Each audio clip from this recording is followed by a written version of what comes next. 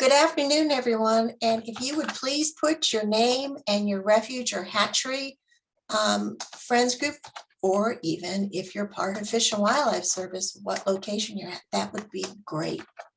If you would put that in the chat, we would greatly appreciate it.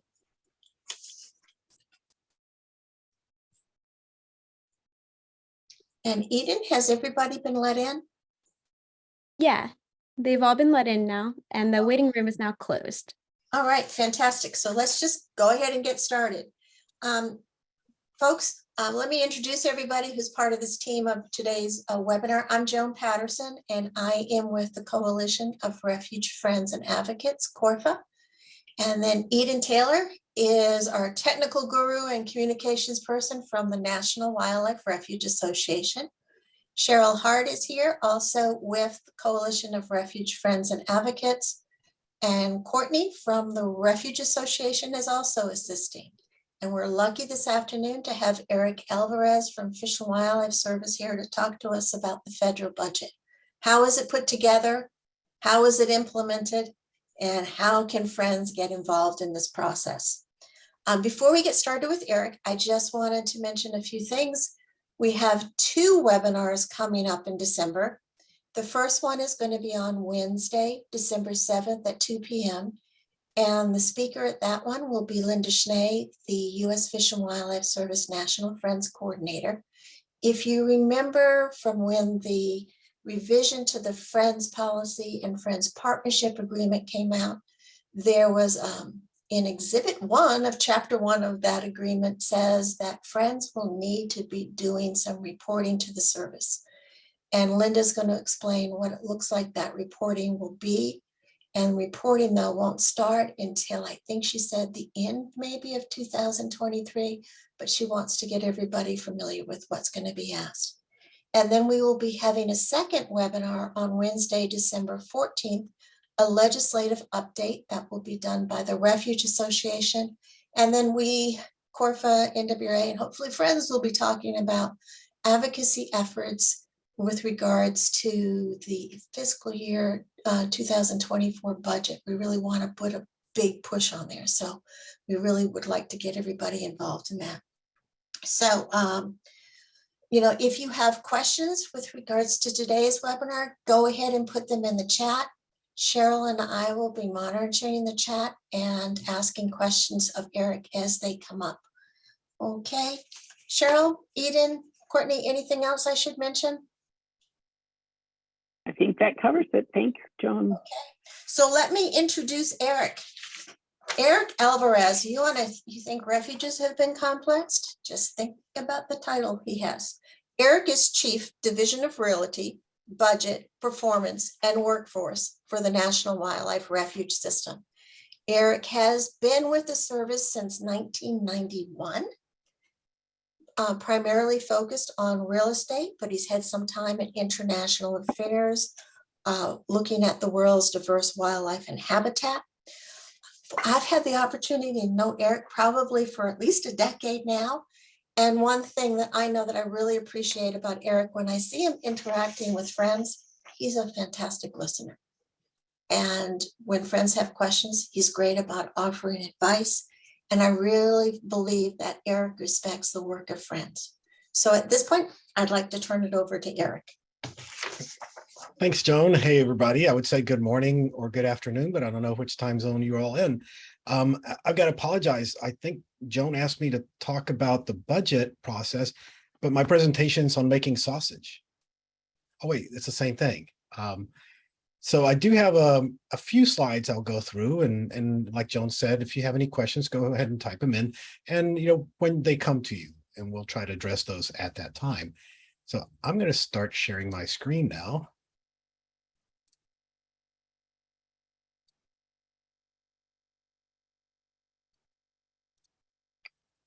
And let me know when folks can see that. We can see it. We got it. Awesome. All right. So this is a little bit about the federal budget process. If anybody went to the Friends Academy that we held at NCTC earlier in the year, this is basically that same presentation I gave those folks there.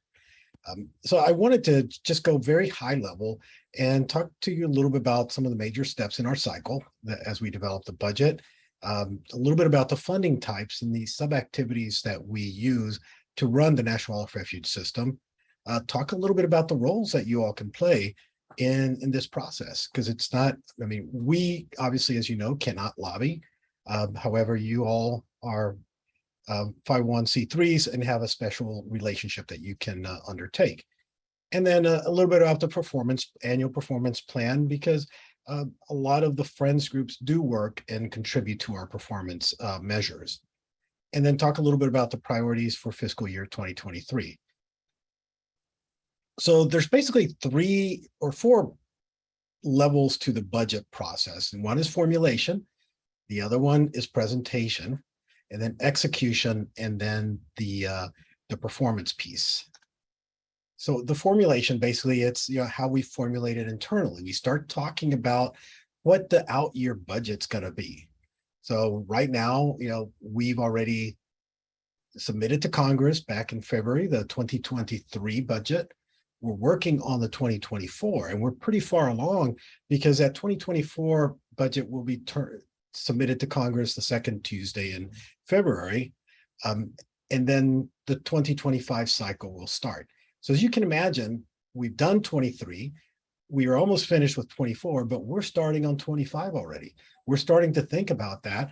And, because we have to talk to the field, we want to get their perspective. We want to get their input on what items we should be considering in the president's budget as we move forward. And also to project any initiatives that the administration and or the department or the service may want us to pursue. As you can imagine, this is so early in the process that we call it very close hold.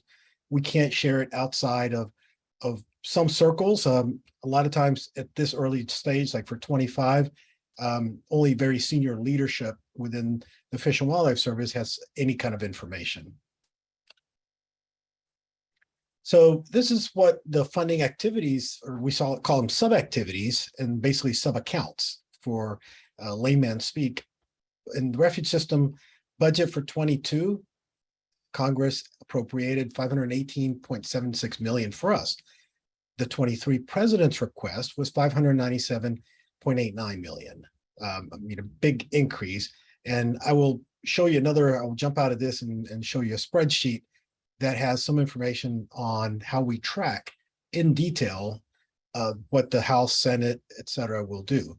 But we have basically 5 accounts that fund the National Wildlife Refuge system. The biggest one is 1261, Wildlife and Habitat Management. And this is the biggest catch-all for operations of the refuge system. We can fund most activities out of this that are not specific to any one of these others. One of the curious things in appropriations law is you must use the activity most closely aligned with the function. So for example, if Congress gives us in 1264 for refuge law enforcement, they expect us to accomplish most of the refuge law enforcement work out of 1264. The others are 1262 for refuge maintenance. That covers all the facilities and infrastructure and annual maintenance work that we do. And then we have visitor services. That's one of our other big ones. And that's how we reach out to over 60 million visitors that we receive a year.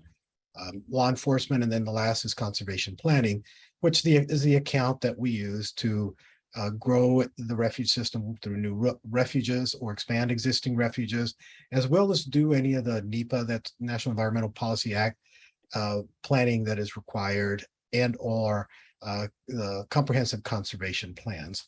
And here's where I'm going to stop real quick and show you this other one. So I'm going to stop sharing and reshare. And Eric, we have a question already. And maybe you're going to get into this in a little while, but it is from Kathy at Great Swamp. And it seems even, whoops, I just lost chat, just a second, pull it back up here.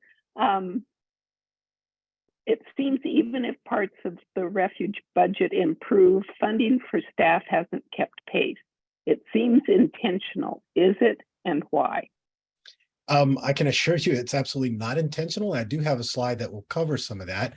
And then also this one, shows you a little bit of the intricacies.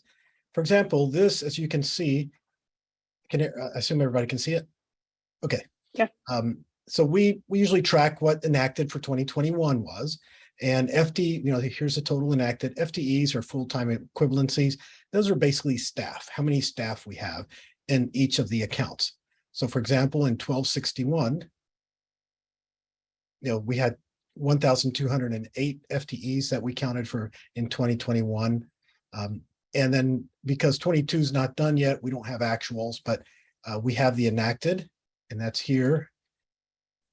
And then we also have, this is the enacted, and then what the president's budget was for 2023. Oh, my apologies, I went wrong button. For 2023, the total request for each of the activities. And then we also track, like I said, what the House and the Senate did. So these are, pretty crucial things for us to keep pace with, because at the bottom, as you can see, what I highlighted here in 1261 is general program activities. Those are the unallocated funding by Congress that we can use to fund people. Whenever Congress tells us that you're going to do, for example, I'll go back to 2022 enacted, they said you're going to fund Alaska subsistence out of $2.8 million. You're going to do nutrient eradication at $1,750,000. Invasive species work at 15 million. Inventory and monitoring at 23.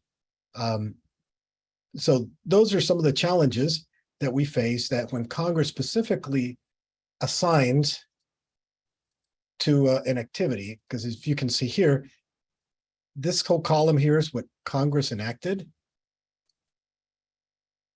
And then this is what the president requested.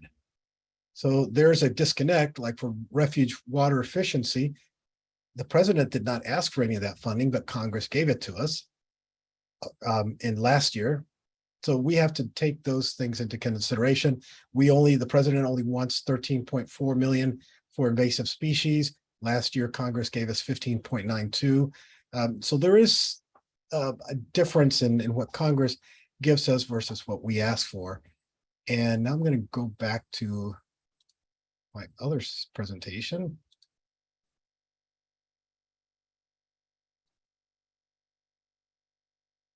And back to this, it was 518.76 in 22. The president asked for 597 million 0.89 in 23.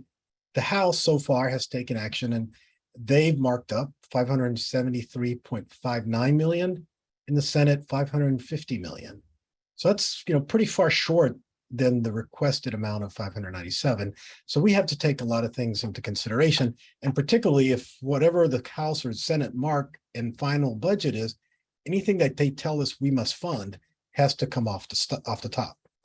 And obviously that's the challenge. If they don't give us enough to operate the refuge system through staffing, we have to cut staff in order to meet what Congress said we would have to fund. Eric? Yes. John, there was a comment in the chat. I think you knew this one is coming. No question, from Joe McCulley. Just a frustration that the administration and at least the previous three have failed to include a single cent in the budget request for refuge revenue sharing, counting on Congress to plug in some funding, which has been at 13.3 million for the past 8 years. In fact, refuge revenue sharing has ranged between 3.3 and 14.4 over the past 20 years. Any chance there's going to be funding by the administration this year? So, obviously the 23 budget is the only one I can talk about. Okay. And as you know, there was no funding requested, and here's why. So this slide is some of the other accounts that the National Wildlife Refuge System oversees. Obviously, the Land and Water Conservation Fund is the land acquisition account. It was appropriated at 105 million. We also have the Migratory Bird Conservation Fund, which is a receipt account that is used to buy waterfowl habitat across the United States. We also have a construction account for projects not only in the refuge system, but also hatcheries, as well as in ecological services field offices. And then the subject of the question from Joe is the National Refuge Fund, or the Refuge Revenue Sharing Account. Congress appropriated 14.1, and we had about $12 million in revenue for a total of 26.1 million. In order to provide full funding to the municipalities, and remember, this is a sharing of revenues. It was not a payment in lieu of taxes account. However, it's looked at that as municipalities look at as the revenue as part of their operating budget. And we would need somewhere in the neighborhood of 60 to $80 million to be at full funding for that. Why does the administration not request for funding? Obviously, even the 14.1 million that is zeroed out annually is a challenge, because any dollars that are added to this account are dollars that we've got to decrease in the other accounts. So if we want, let's say we wanted to maintain our staffing on refuges, but also fully fund the Refuge Revenue Sharing Account, we would have to decrease our staffing request in order to move the money over to the Refuge Revenue Sharing side. And that is a challenge. You know, our goal is to maintain as robust funding as we can in the refuge system to be able to do to meet the mission that we were entrusted to do. And if there's any follow-ups, please feel free to come back. And again, just these are a couple of receipt accounts. They're fairly minor, but we do have rec fees and federal highway and quarters funding. So, you know, we have again, the budget development begins in the field. It feeds up through all the layers of the organization. Eventually, we're going to have to, right now, it's been sent to the Department of Interior for 2024. And the department will, I believe it's this week, will be transmitting that over to the Office of Management and Budget for their action. And then Office of Management and Budget tells us what our targets will actually be, typically around the first week of December. And then we hurry up and start preparing what we call the Green Book, which is the actual transmission of the president's budget to Congress. And it's only called a Green Book because it has a green cover, or I think the first one, now it's digital, but the first one's had a green cover, so hence the name. And once we submit it to Congress, that Green Book, the House and the Senate, as you saw some of the figures that I showed up, will start developing their own view of what the Fish and Wildlife Service budget should be, and specifically the National Wildlife Refuge System budget. Throughout this process, there are a number of points where organizations and friends can be involved. Obviously, we can't release any of the numbers that we're developing until, the budget and brief is submitted to Congress. But at that point, friends, organizations, or others can start reaching out to the members of Congress, the committee staff, anywhere along the continuum to ensure that the president's budget is robustly maintained or increased. So, and let's see.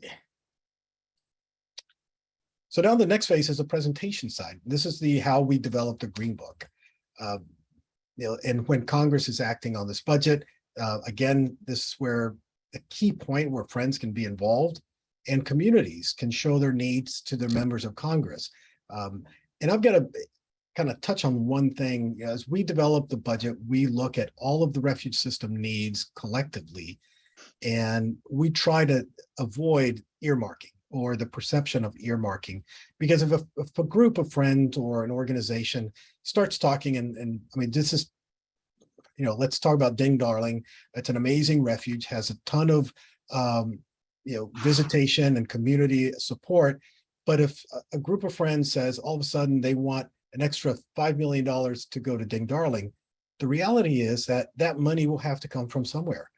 More than likely, it'll come from all the other refuges within the region, or potentially off the top of all the refuges in the country. So we're robbing Peter in order to pay Paul. So our goal and hope would be that if there's a lot of outreach made, is that to elevate at least to the president's budget request and have Congress support that level, because then we raise all the boats in the harbor, not just one refuge over another, and we're not going to have winners or losers. One of the key groups, the care organization, the Cooperative Alliance for Refuge Enhancement, 22 groups that are all aligned towards the mission of the refuge system and support what we do, and the kind of public engagement and public involvement that we have with the American public. And it's pretty diverse, from the National Wildlife National Defenders of Wildlife to the Rifle Association. And we just welcomed another member this year, the Marine Conservation Biology Institute. So this is where we're kind of getting into the trends of budget system funding and the history. Looking back at 2010 on the very left-hand side of the bar graph is probably the highest funded year that we had within the National Wildlife Refuge system. And that's about $502 million. And then you can see kind of the trending all the way down. And we've hit some pretty low points and have started trending back. The 21 request was much higher than 503 million. The 22 was much higher than 518. And obviously you see the 23 request, which is at almost $600 million, but looks like the House and Senate are going to be significantly below that, potentially even 20 to $25 million less. And this kind of gets to that earlier question is, even though we get budget increases, why do we have to decrease staff?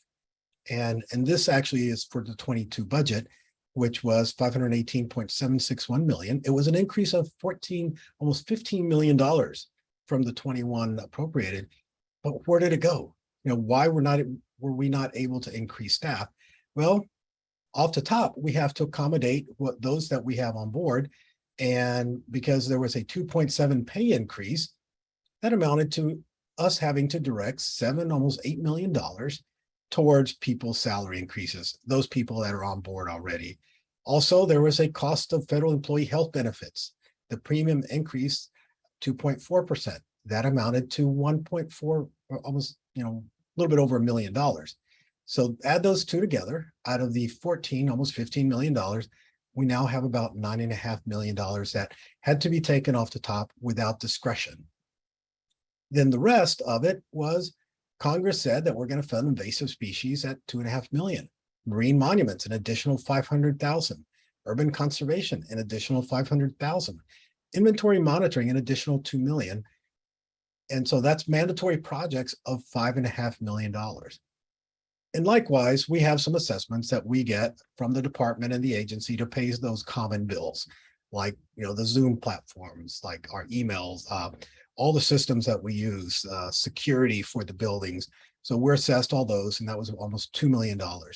So from the almost $15 million increase, when you add everything together, we took a reduction of almost $1.583 million.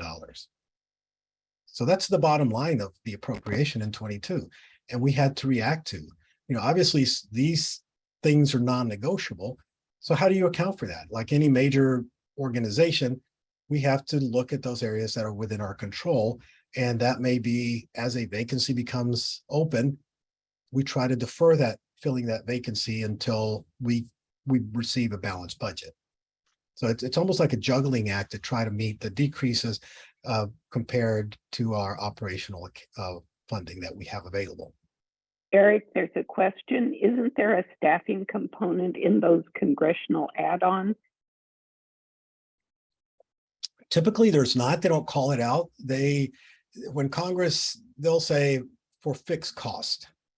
Well, fixed cost is any of these, including assessments.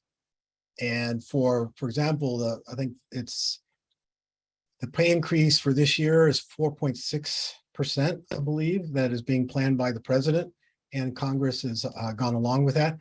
So, and this is anecdotally because House and Senate is looking, your fixed costs are going to be 4.6% more.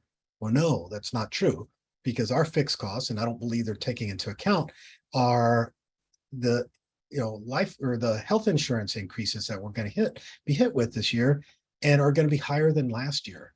Also, I don't believe Congress is taking into account the assessments that we get hit on top of our regular operational accounts. So even though if Congress says we're covering your fixed costs, in reality, they're not. the president's budget request does take those fixed costs into consideration, as well as adding additional positions in those targeted important areas that we need to fill. And we go through in a very intensive formulation process to identify where those needs are. And that's why, as you saw, the president's request is almost $600 million. And unfortunately, Congress doesn't have the luxury of having that level of detail. So now we're going to move quickly into execution and performance. And execution is not, kind of the guillotine on anything. It just basically means when Congress passes a budget, how do we put it into the ground and then track how we do with that money? The first thing is Congress a lot of times gives us guidance. It could be fairly detailed, or it could be just one sentence, or it could be just a number. For example, if the president asked for $1 million or $2 million for marine national monuments and Congress gave us 3, there's no guidance, but it's an extra $1 million that we have to spend on national marine monuments. So the interpretation of the guidance, if Congress does not dispute what we say in the president's budget, that guidance holds. Additionally, if Congress in their action, they identify that we're going to do X, Y, or Z in the budget bill, we have to add that into our allocation. And then lastly, sometimes there's appropriations guidance as in the form of subcommittee or committee report language. And we go through that every year and have to execute that as if it was law, because they cover that within the appropriation.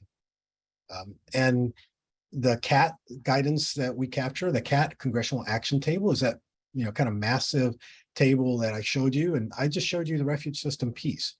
There's a line for every appropriation that goes into the Fish and Wildlife Service, and it's pretty detailed. Then with that guidance, we develop allocation and guidance memos that goes out to the field, and then the budget allocation handbook guides how that money is split out. We don't go into detail at headquarters. So when Congress passes a funding line, we take it, look at how it's going to be allocated based on the budget allocation handbook at the high level, and give each region the portion that they're going to be receiving. And then the regions take that money and then put it out to each of their field stations. It's a multi-layered process that we follow. Any questions so far? Eric, we have another question. Where do the congressional CRs fit into the budgeting and approval process? The congressional what? The continuing resolutions, Okay. CRs.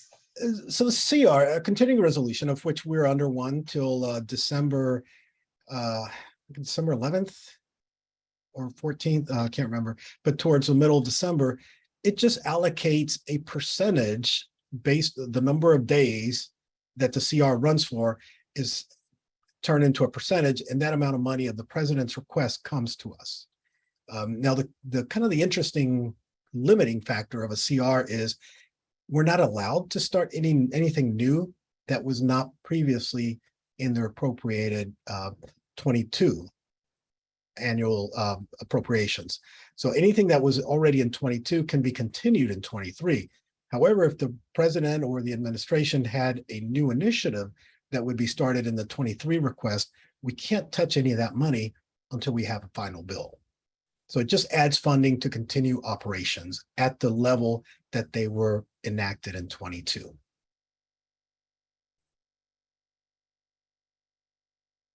Any other questions? One additional question. Okay.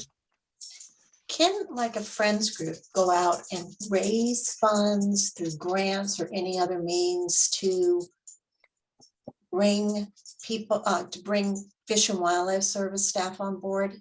Is that So appropriate? that's a tricky one, because the legal relationship of a 501c3 and the way our budget process goes, we are prohibited from enriching our appropriation. So, even through donations and things like that, direct donations, as you know, there's limits and accountability that you have to follow for a donation. We are prohibited from going to outside sources and enriching what Congress has already given, because obviously the president requests, the Congress appropriates, they have the power of the purse, and it is viewed as when they pass an annual budget that is their view of what we need to operate under. However, there are ways that friends and other groups can help by directly hiring staff that are volunteers to the Fish and Wildlife Service, but yet are paid by somebody else. So you have a different type of relationship as opposed to a fiduciary one with the service. You have a volunteer level. Okay, so just we're almost to the very end. The next piece is, how did we do with the money that Congress gave us? So we told Congress in our budget plan that we're going to do X, Y, and Z. Congress either told us, yes, you are at the level that the president asked for. They're going to do it less if they gave us less money, or you're going to do it more when they gave us more money. So we have to document any of those accomplishments according to the congressional appropriation. And a lot of that, obviously, since we don't get in, Congress doesn't get into the details, we put the money out to the refuge, and we want to capture what those refuge units are doing. And I'm sure everybody, or hopefully everybody, has heard of RAP, the Refuge Accomplishment Reporting System. And that is where we capture the data from each station. A lot of times our volunteers go ahead, are the ones that are inputting some of that information. And this includes things like a number of acres of invasive species treated. And that, I know Refuge Friends help with that. Could be number of visitors. It could be number of educational visits that we have, or classroom visits. And we take all that from each field station, aggregate it, and then provide that as backup information as we tell our story to the Office of Management and Budget, the department, the service, and Congress eventually to ask for more money. All of those numbers usually are increases, no change, or a decrease.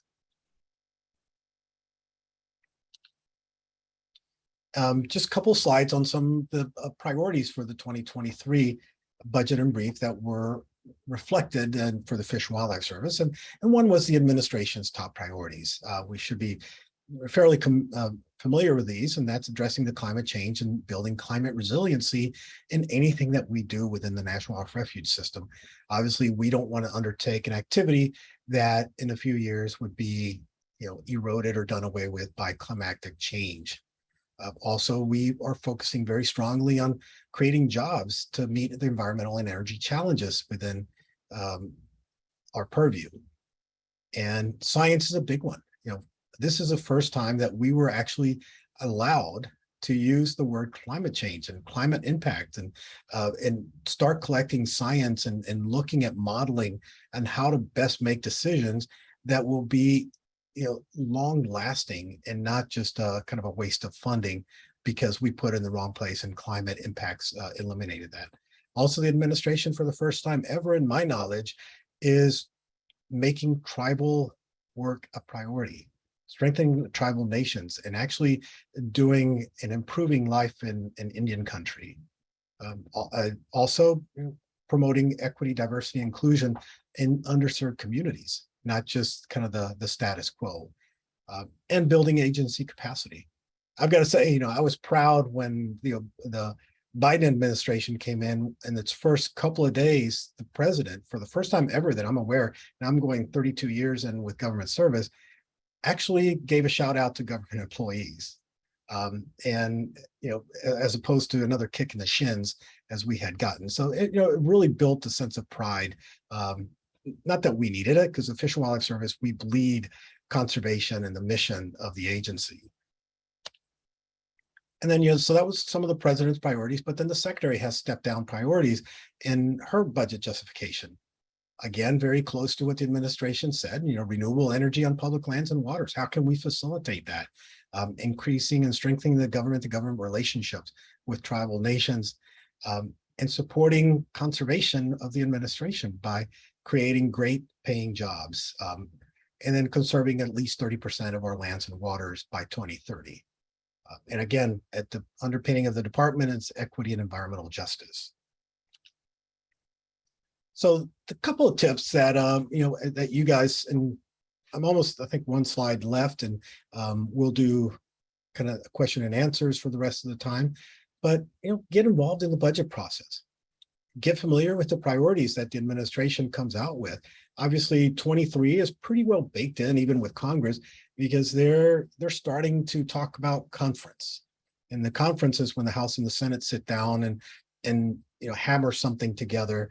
My guess is that whatever numbers they come up with is going to get rolled into a big omnibus that will go to fund the rest of the Congress for 2023. And then it'll be a new start in 2024. Look at the budget proposals. Obviously, as I said, the president's budget request has a lot of detail. Is it perfect? Absolutely not.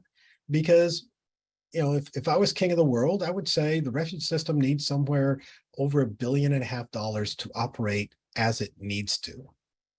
However, there's budgetary constraints that the Office of Management and Budget tells each of the secretaries in every department, this is how much money your department has. Then every secretary says to their bureaus, within my department, this is how much money each of you bureaus are going to have.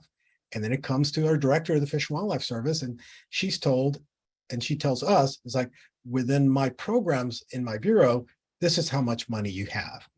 There's a little bit of wiggle room, and we always kind of argue for more, and can we, or this is the reason we want to increase visitation. We want to have refuges of excellence. We need another $1 million for urban.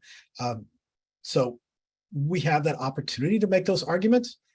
And I'll be honest with you, we don't always succeed because we're competing against every other bureau within the department, every other program within the Fish and Wildlife Service for the same pot of money.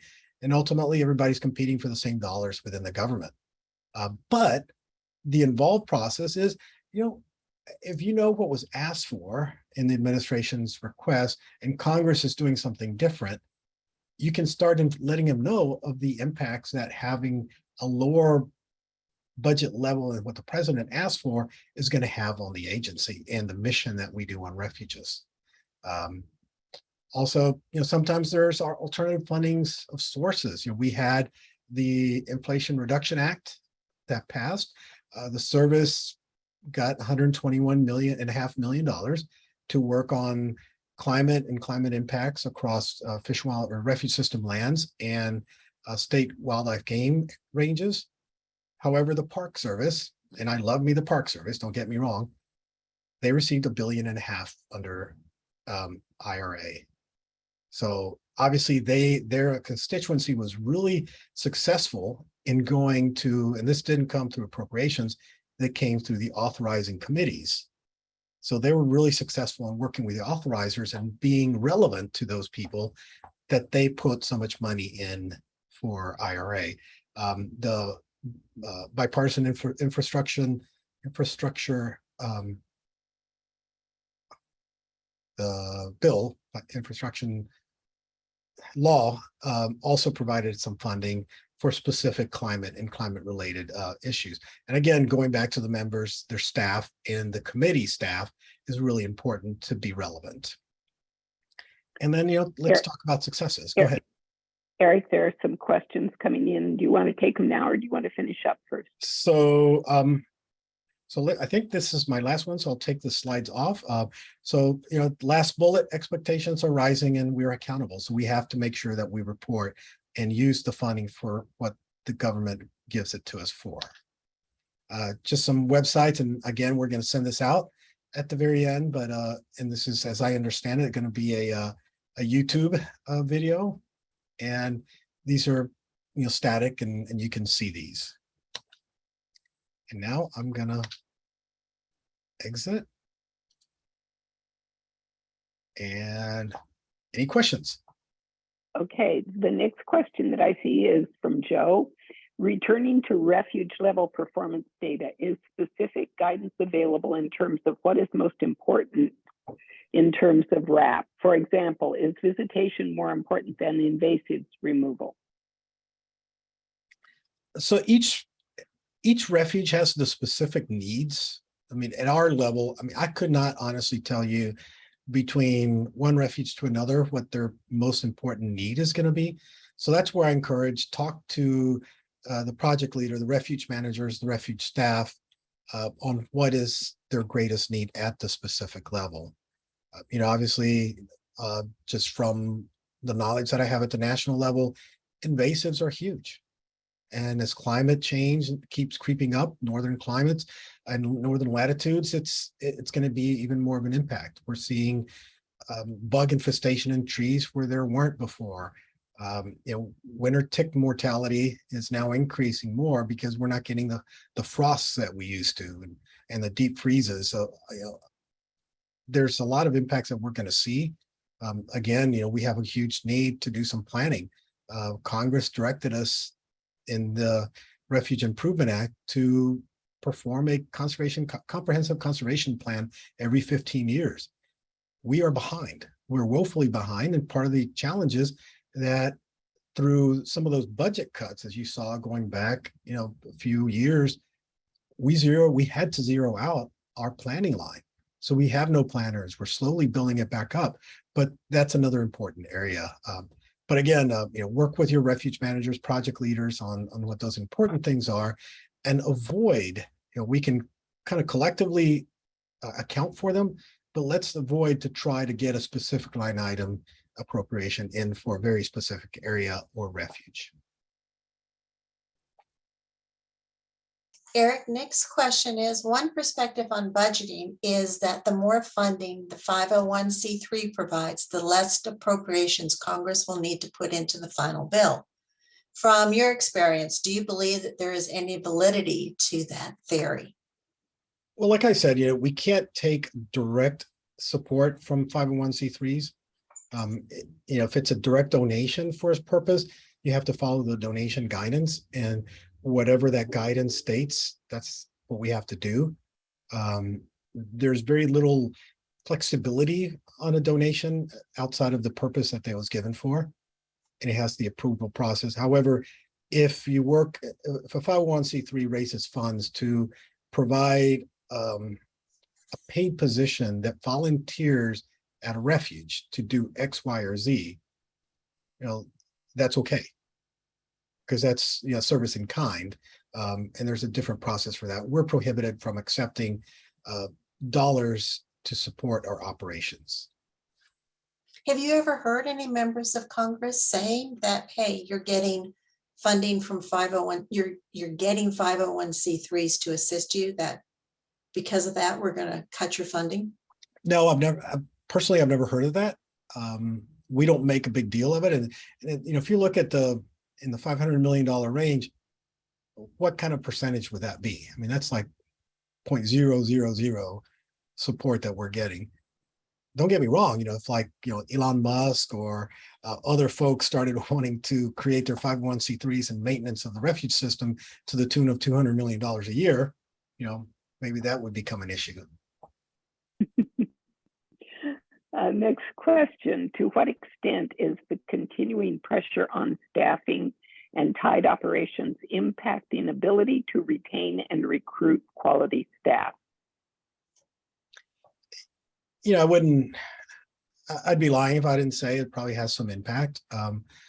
The reality of it, though, is our men and women that work in the Fish and Wildlife Service, I couldn't be prouder to stand next to a better group of folks. They are so dedicated. You look at the tenure of a lot of folks, the jobs that they live day in, day out, the challenges that they accept, but we take it in stride. We try to, as opposed to focusing on the negatives, try to make it better. Is it demoralizing? Yes. I was out earlier in the summer out at Lost Trail Refuge right before we established it with the secretarial visit. And, we have 2 project leaders in Montana, one that covers the west side of Montana, one covers the east side of Montana. And Montana is a really tiny state, so we've got that going for us. We have 2 law enforcement officers, one for each side of the state. At Lost Trail itself, the office building has staffing offices for about 5 people: manager, refuge manager, biologist, maintenance worker, and a visitor service specialist. Well, there's just one biologist in the building, and she's going to be retiring probably at the end of the year. And so what is that going to do for us? Hopefully we'll be able to have funding to backfill some of those positions. But as a management group, we're going to have to make those hard decisions.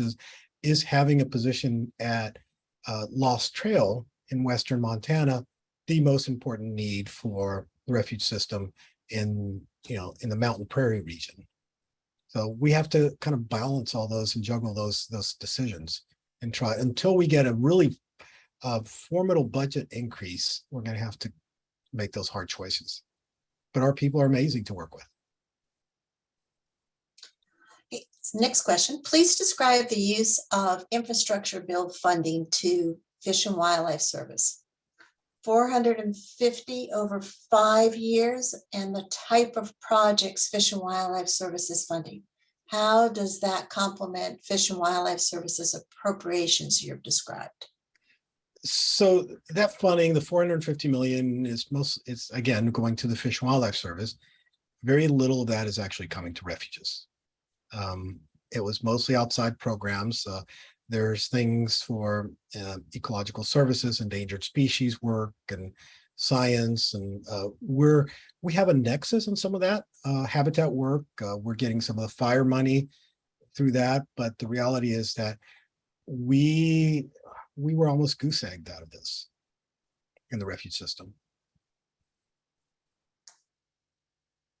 And with my staff, I can send over Joan through you guys and Eden, kind of a breakout of what's been identified by the administration. Great.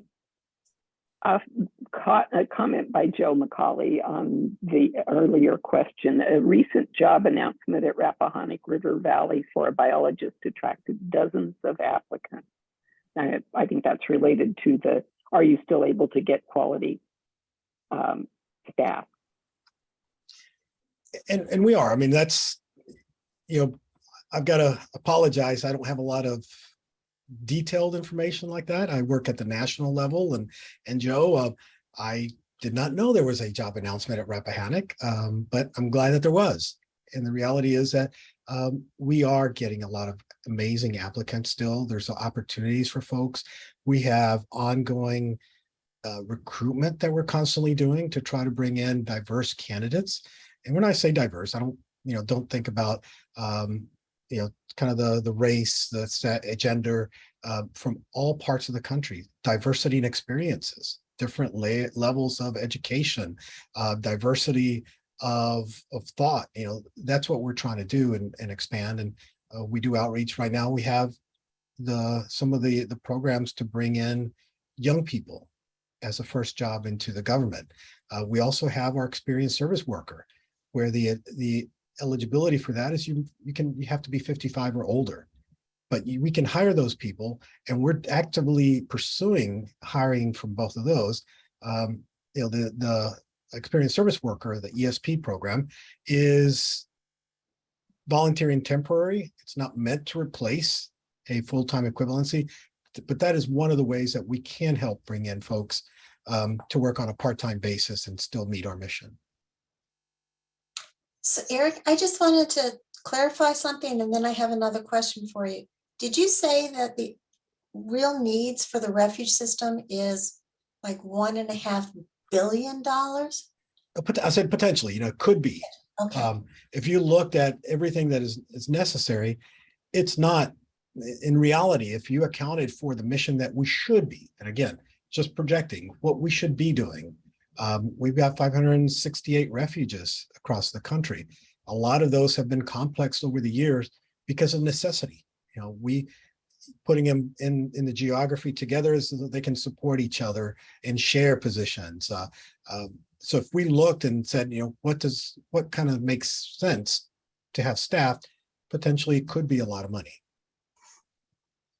Okay, so the next question is, are some refuges mothballing portions of their refuges because they cannot adequately maintain the entire area to desired standards without adversely impacting all of the area?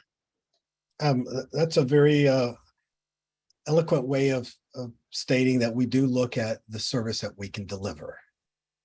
And, if we try to be all things to all people in all places, we're going to really come up short in meeting those important issues and challenges that we have. So we do have to make some of those hard decisions.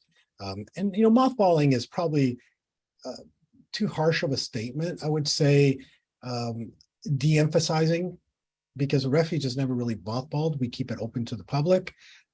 We will continue to do maintenance on them, even though there's not a physical presence staff at that refuge. We'll continue to uphold our responsibilities at that refuge. But yes, we do have to consolidate the staffing that is responsible for that geographic area. Thank you. So Joe wants to clarify, it was the only biologist position vacant for months for a 4-refuge complex. My point was that refuges are still attracting lots of high-quality candidates or highly qualified candidates. Yeah, and I would say absolutely. So yes. So Joe, we have some friends groups from hatcheries. If they wanted to find out more about the budget for hatcheries, how could they go about doing that? Can you give any advice? So, and I don't know for sure, but my guess is they have a counterpart for me. Yeah, And the process that I identified, take out refuge accounts and insert hatchery accounts. It's basically all the same. The funding levels are going to be different, and what Congress directs them to do is going to be different, but the general process, everything will follow the same path as what we do in refuges. And I can follow up with me, and I'll send you potentially a contact from hatcheries. thanks, Eric. And it's actually fisheries and aquatic conservation. So it's Okay, hatcheries, fish technology centers. So it's more than just hatcheries. thank you. Are there any more questions that I don't see any more in the chat? Does anyone have any further questions? We have a few minutes left. And if folks have additional questions, when there's folks that process, and after hearing something, feel free to reach out and shoot me an email. I think I was on the email invite, and I'm happy to provide more information. So I see another question from William. What percentage of total FWS funding goes to refuges? And I'm not sure that number. I think the Fish and Wildlife Service is about 1.4, 1.5 billion, and refuges is $500 million. But, so it's maybe a third, a little bit less than a third.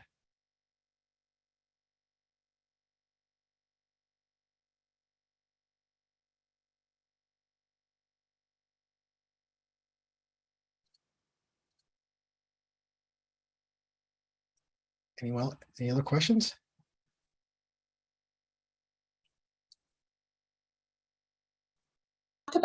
Eric, you talked about climate change.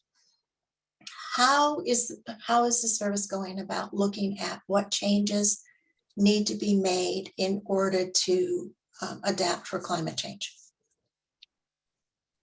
That's a tall order, because there's so much work that we still have not done. For years, we weren't even able to do any kind of research or modeling. Thank goodness that external organizations were, and we've worked with them on identifying some of those potential impacts. So we are evaluating what actions we could take. Through the resiliency of funding that we've received, we're looking at potentially how can we restore wetlands to absorb more water? How can we create natural solutions that mitigate the impacts of climate? Obviously, sand dunes help with tides, and so there's a lot of the above. We're still pretty far behind in identifying what things should be and what actions we should take, but we're slowly developing those. Great, thank you. There is a question in the chat. Will this recording be available? Thanks to Eden. The recording and the slides, and I believe a copy of the chat, will be sent out to everyone who's participated and everyone who's signed up for the webinar. It will also be posted in Coalition of Refuge Friends and Advocates Facebook group, And it will be saved on NWA's website and also the Coalition of Refuge Friends and Advocates website under our resource center. And that's where you can find all the recordings of all the webinars along with additional resources. So any other questions? I see one other about carbon sequestration on the refuge system to be monetized for carbon credits. Any possibility of that? Like terrestrial or like tree carbon sequestration, is there, I guess, Jonathan, you want to take yourself off mute and answer that? Hi, yeah, I guess I'm particularly thinking about the carbon sequestered in the wetland environments, which is obviously one of the richest sort of sources of sequestered carbon. And with the expansion of the voluntary carbon credit market and the likely increase in price that can be acquired, it would seem to me that that might be under the heading of low-hanging fruit if it isn't, well, provided it's it's legal so to do before going any further into exploring it. so thanks for that clarification. We cannot monetize any portion of the refuge system or government property. However, if laws changed and took that into consideration, certainly we could follow that. And the reason I asked, terrestrial sequestration, like injecting carbon into the ground, we're also not allowed to let other people do things on refuges that are not compatible. So that's also something we cannot do. But yeah, until the laws change, we are not able to monetize anything that we have on refuges. I'm a big believer of taking credit and finding funding where you can. For example, in the Florida refuges, what do they grow in Florida? Lots of orange juice, and oranges, and we could create blue goose orange juice. We could go out to California and have blue goose almonds. This one was met with a little bit more resistance. I said, when Colorado legalized marijuana, why can't we have a blue goose ganja? It's like, let's monetize it and create an income stream for us. And I joke, I really joke. And this is recorded, so I should have said. No, but it's unfortunately we can't. But a lot of that makes sense. And sorry, just a follow-on question: within whose gift is that to change? Where would you need to go to get that change specifically for carbon? I'm not talking about retail opportunities for marijuana and almonds, but you've got gigatons of carbon sequestered in the National Wildlife Refuge system, and given the gap in federal funding, the likelihood is that that's simply going to be released into the atmosphere, which can't be good for the planet or for anybody else. So it would take an act of Congress for us to be able to monetize and again, it's refuge resources, either preventing or for us, anything on refuges is for any intent and purpose protected. And we're not going to be changing a use, draining a wetland, et cetera. However, now one of the things that we have done is in the land acquisition stage, if a partner, the acquiring individual, wants to retain carbon credits on what they're acquiring and then retain those credits and donate to the Fish and Wildlife Service for our management in perpetuity, that has happened. We did that with trees, where companies would go in and plant trees, donate all the trees on private land. Then with the proceeds, they would donate the land to us already with the tree species that we were wanting to manage for. thank you. There's more ways to skin the cat than. And I see we have one final question for Debbie, but Debbie, I'm going to ask you to get your question answered on December 14th when we do the legislative update. We're doing a cliffhanger here. So Debbie's question was, how do we reach the authorizing committees and what is the time frame? We will talk about that on December 14th. So please, please tune in to that webinar. And I did see JB had his hand up. Yeah, I was going to say, JB had his hand up and then he took it down Oh. again. JB, do you still have a question? Well, I was just following up on the carbon. So if a refuge is doing reforestation to create bird habitat, they still would be prohibited from collecting carbon credits for that work they were already doing? Correct. We could not collect ourselves. Thank you. Well, it's been a pleasure to be here with you all today. I've got to say I would rather have done it in person. So I love going out to NCTC and meeting with the friends groups and the staff out there, but it's always a pleasure to be able to interact with you all. And I'm a resource. If you have any questions or thoughts as we go forward, please feel free to reach out. And I was asked anonymously to tell you you were great. So thank you, Eric. All right. Thank you so much. As everyone, thank you for attending, and Eric, thank you for this great presentation. It's really informative and so helpful to understand the process. Okay, you bet. Anytime. You all have a great day. You too.